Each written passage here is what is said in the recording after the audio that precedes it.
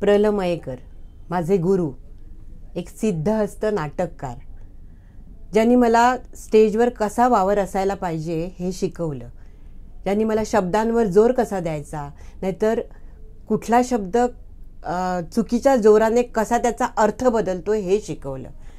आणि जी काही मी आत्ता ही उभी आहे स्टेजवरती, किंवा मी जी अभिनेत्री म्हणून घडली आहे, हे सगळं श्रेय त्यांचं आणि फक्त त्यांचंच आहे. त्यांच्याबरोबर मी बऱ्याच नाटकात काम केलं. तो अनंत अवशिष्ट किंवा काळोखाच्या सावल्या, रोपट्रिक्ससारखी एकांकिका केली मी.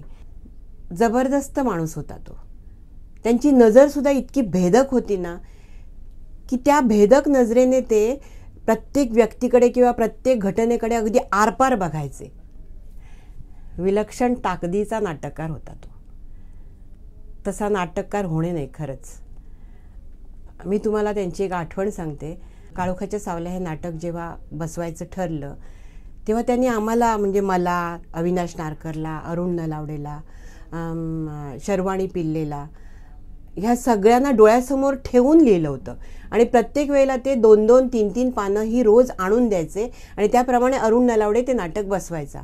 पण त्याच्यात आमची इन्व्हॉल्वमेंट इतकी झाली होती की ते स्वतः बरं त्यांचं असं असायचं की ते नाटक लिहिताना इतकं व्यवस्थित नाटक लिहायचे की कोणी काय केलं पाहिजे आणि कसं असायला पाहिजे हे सुद्धा ते कौसात लिहायचे. त्यामुळे दिग्दर्शकाला हे कामसुद्धा सोपं होऊन जायचं.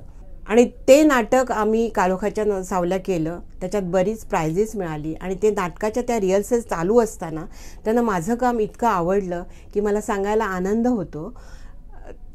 आणि ही माझ्या मनात असलेली एक गोड आठवण आहे की मला बघून त्यांनी असं सांगितलं की उषा म्हणायचे ते मला माझ्या माहेरच्या नावाने, उषा मी तुझ्यासाठी एक नाटक लिहायला घेतलं आहे, अंदमान नावाचं. त्याची 15 पानं मी लिहिलेली आहेत. आणि त्यांनी मला एक पेपर दिला.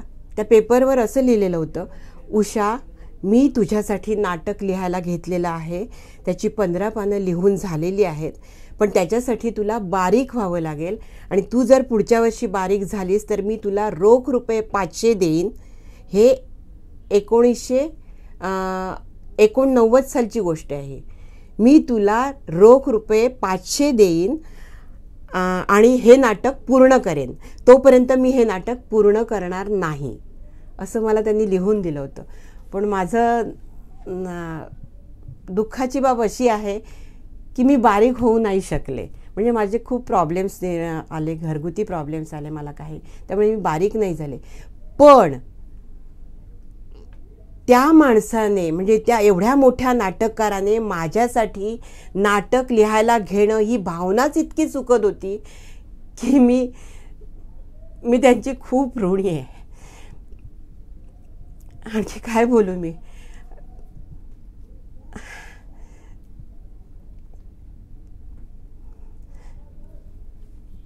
मयेकर तुम्ही आता असायला हवे होते. खरंच नवीन आणि जुन्या लेखकांची नाळ जोडणारा असा हा माणूस होता. म्हणजे आत्ता ह्या क्षणाला जे व्यावसायिक क्षेत्रामध्ये अरुण नलावडे, अविनाश नारकर किंवा माधवी जुवेकर, शरद पोंक्षे ही सगळी मोठी मोठी मंडळी आहेत, याचं कारण फक्त मयेकर आणि मयेकर आहेत असं मला वाटतं. कारण आम्ही BSTमध्ये एकत्र होतो. त्यांनी आमच्यासाठी नाटकं लिहिली आणि आम्ही ती केली. ते विलक्षण नाटककार होते. त्याला तोड नाही खरंच.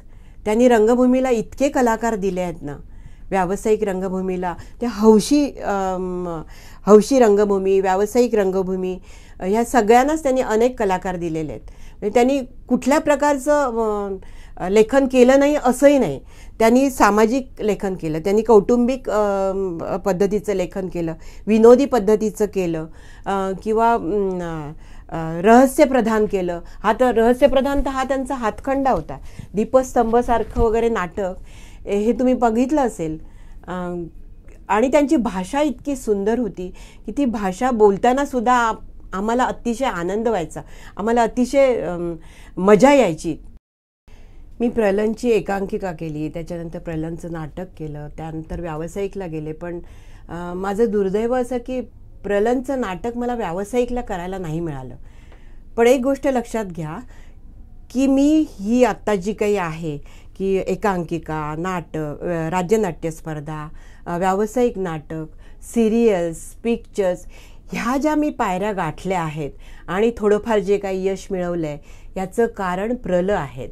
प्रत्येक ठिकाणी मी जात असताना मला एका पायरीवरून दुसऱ्या पायरीवर जात असताना प्रल आठवत होते आणि त्या प्रलंमुळे मी वरच्या पायरीला जाऊ शकले असं मला अगदी मनापासून वाटतंय.